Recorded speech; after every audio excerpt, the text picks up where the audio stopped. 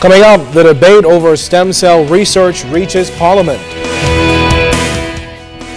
A roundabout turn for a resident on a walkabout route. We'll explain. And police step out to help the community.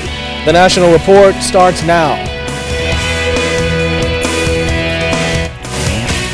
Now in HD.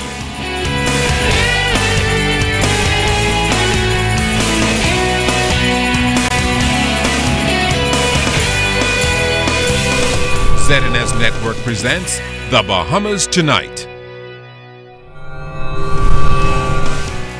This segment of the news is brought to you by BTC, powered by Lime.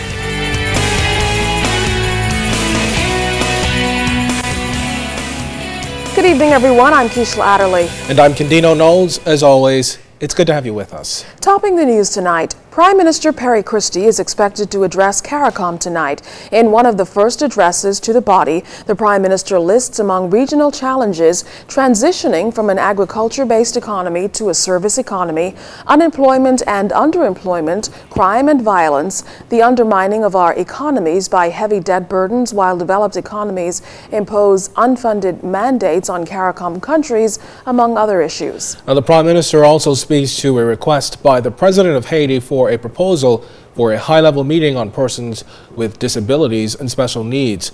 He tells the body that he commiserates with the people of Haiti regarding the fact that arising from its 2010 earthquake, a significant number of people were injured and now have disabilities. This as he calls for equal treatment for such children and their families. The government is describing the stem cell research and therapy bill as record-breaking, pioneering, and revolutionary. Carla Palmer tonight tells us that once enacted, legislators anticipate the bill would catapult the country's healthcare sector. Cell Research and Therapy Bill 2013 was first tabled in the House of Assembly back on April 10th this year. Since then, Health Minister the Honorable Dr. Perry Gomez says the government has engaged in widespread consultation with stakeholders. A longtime advocate of the process, Dr. Gomez regards this bill as landmark, progressive and revolutionary, as he underscores the importance of this piece of legislation.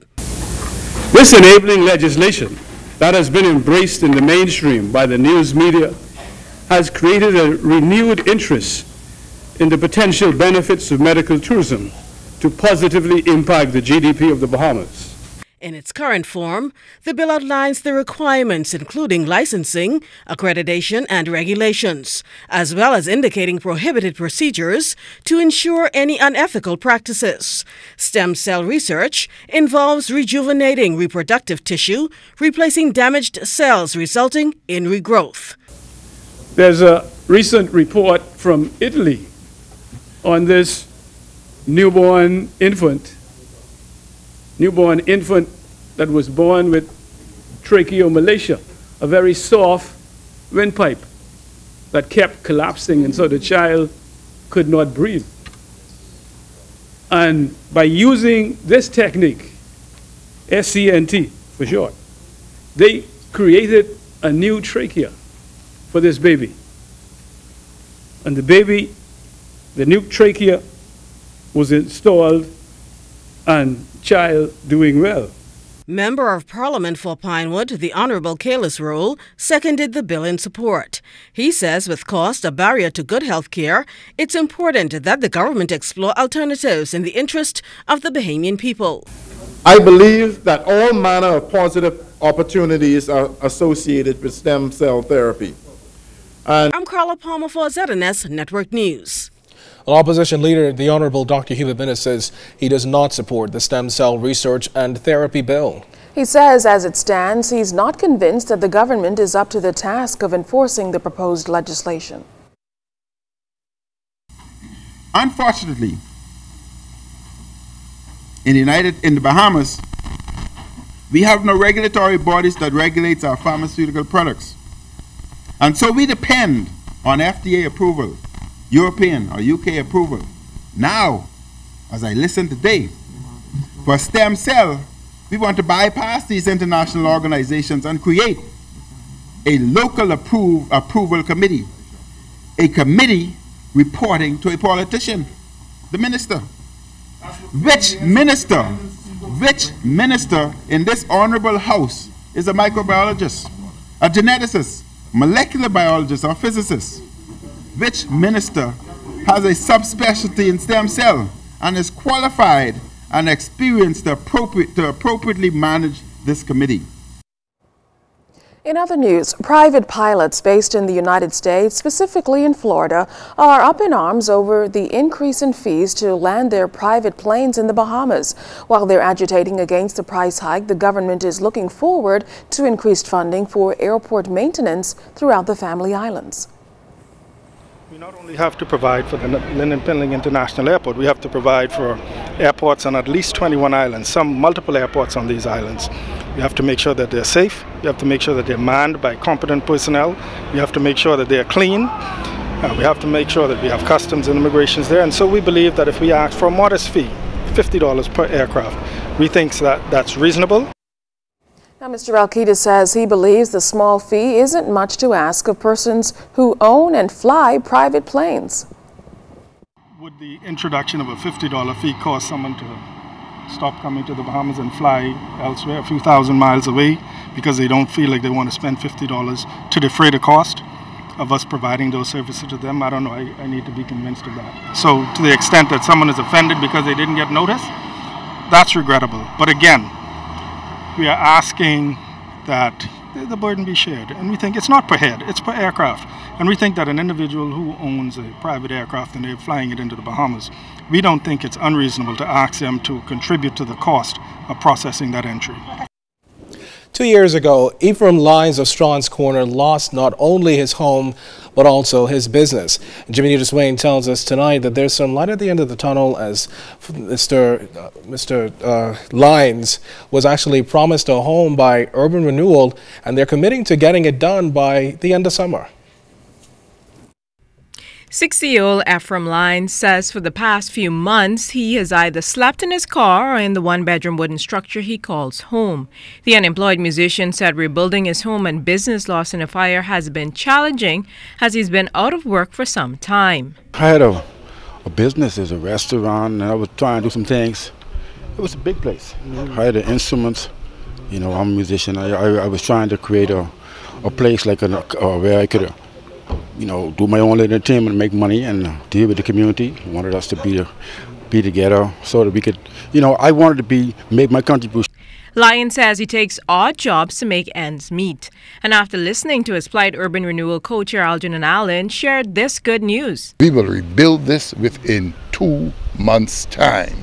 All right? Yes, okay, you will be in your house. Now, the rebuilding process should be completed in a few months. The 60-year-old, whose face brightened with a smile, said that this was the best news he heard in a while. Co-chair Cynthia Pratt assured him that they will do their best. I was sure I couldn't get it done, but I know the government is going into the problems with budget, with money, and so I know it might not be very easy, so I'd already given up because I see the state of the country now, too. So, this is, yes, I have more hope now than ever. You know, when you see a young man who is trying to help himself, you see, he's not sitting by the wayside waiting for handouts. He made an effort to try to help himself, and that's what we need in this country. Head of Centerville's Urban Renewal, Inspector Ricardo Richardson, said it's now time to get the ball rolling. The next step, when we finish, I would come here with them to that. Have someone come here to do the estimate as to what it is all that we need for the materials and stuff, and then I'll get it back to the commission, because like you heard, they would make this a priority.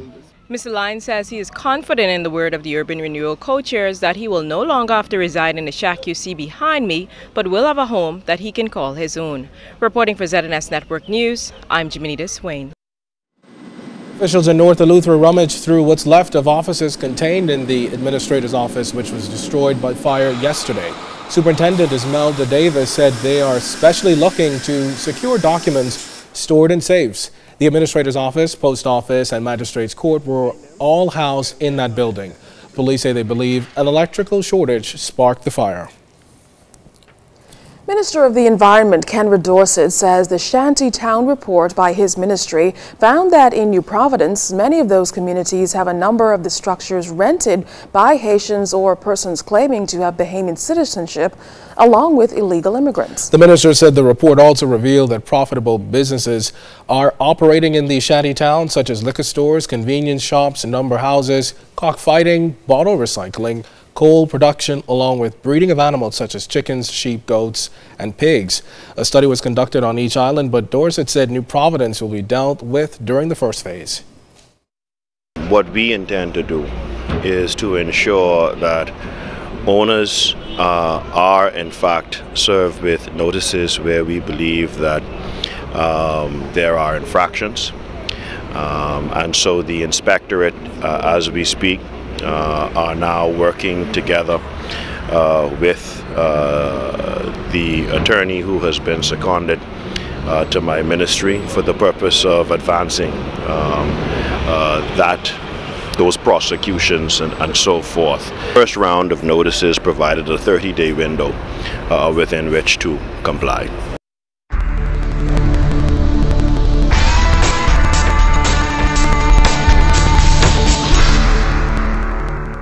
In our first look at weather, a high-pressure ridge continues to generate brisk winds and choppy seas around the 700 islands. However, outside of our studios, we have a temperature of 83 degrees under partly cloudy skies, relative humidity 66%. Your winds out of the southeast at 10 knots. Your barometric pressure 1,020.2 millibars. That's 30.13 inches, and it is steady. But stay tuned. Temperatures around the Family of Islands travel and boating forecast is still to come. Well, still ahead tonight, police capture young people's attention as one of the country's largest summer camps kicks off this week. And coming up in sports, the junior tennis champions are crowned. You're watching The Bahamas Tonight.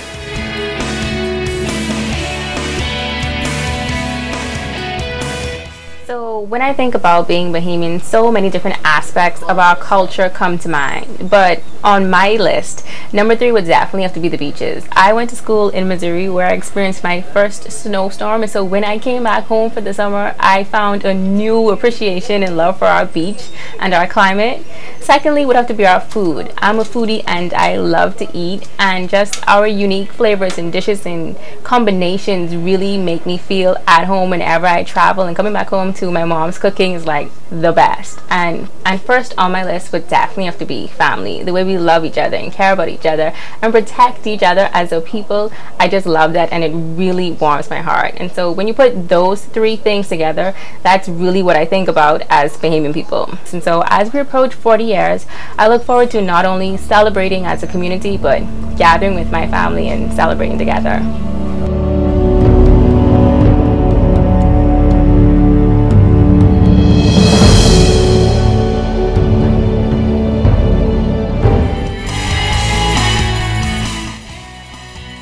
Portion of the news is brought to you by Shell Helix Ultra. Performance you can see.